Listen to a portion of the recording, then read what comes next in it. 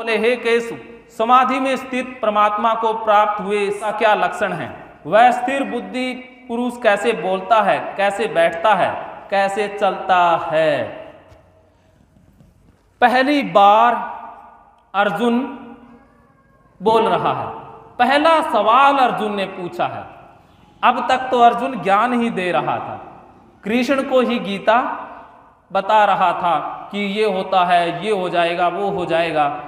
लेकिन अब अर्जुन ने समझदारी का काम किया है कि सवाल पूछा है, क्योंकि कृष्ण ने ज्ञानियों के बताए कि ज्ञानी ऐसा होता है। तो अब अर्जुन को समझ में तो कुछ आया नहीं। अब वो बाहर से पूछता है कि समाधि में आप जिसकी बात कर रहे हो कि समाधि ऐसी होती है, बुद्धि स्थिर बुद्धि ऐसे होता है, तो आप मुझे बताओ कि जो स्थिर बुद्धि पुरुष है उसका लक्षण क्या है? मैं कैसे पता करूं कि कोई सामने वाला है वो स्थिर बुद्धि है या अस्थिर बुद्धि है? कैसे पता चले? उसके लक्षण क्या होते हैं? हम भी तो पूछते हैं कि अच्छा गुरु कौन है, सच्चा गुरु कौन है, उसकी क्या निशानियां हैं, उसके क्या लक्षण हैं।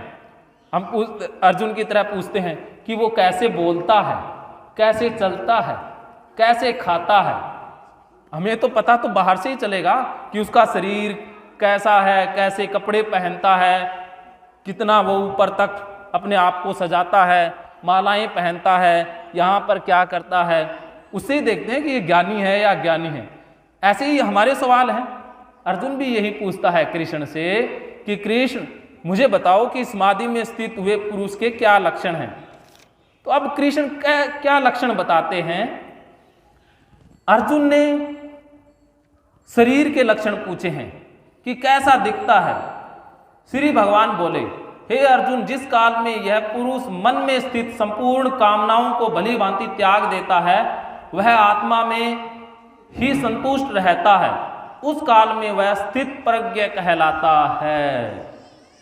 कृष्ण ही है। कृष्ण ने ये नहीं कहा कि वो भगवे कपड़े पहनता है, वो 70 दिन तक भूखा रहता है, वो 7 सोमवार करता है या ऐसा करता है वैसा करता है। कृष्ण ने नहीं कहा।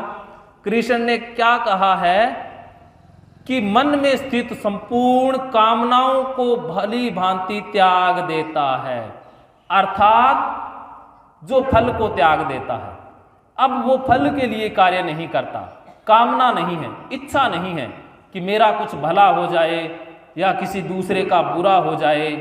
उसके अंदर से अब इच्छा खत्म हो गई है, अब कामना नहीं बची, स्वार्थ नहीं बचा, लालच नहीं बचा, और वो अपने आप में आत्मा में ही संतुष्ट रहता है, अर्थात खुद में खुश रहता है।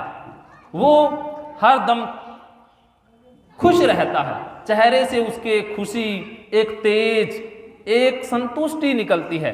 उसके पास झोंपड़ी है, वो झोंपड़ी में ही खुश है, उसी में ही वो आनंदित है। तो वो इंसान स्थित प्रज्ञ है। ऐसा नहीं है कि कोई बड़े आश्रम में बैठा है वो स्थित प्रज्ञ है, क्योंकि जो स्थित प्रज्ञ हो गया उसको आश्रम से, झोंपड़ी से कोई लेना देना ही नहीं है। उसको ना प्रॉपर्टी बनानी, ना कुछ करना, उसको तो अपने आप में ही आनंद मिल गया।